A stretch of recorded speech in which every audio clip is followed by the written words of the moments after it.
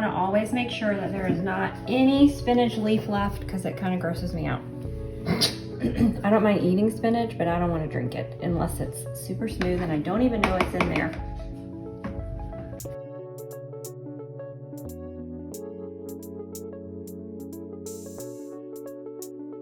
Texture is definitely interesting looking. Very smooth and creamy.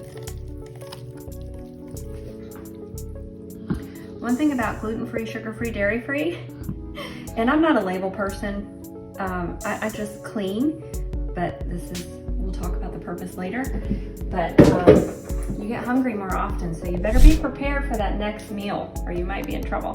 That's where that protein powder comes in, huh? That's right.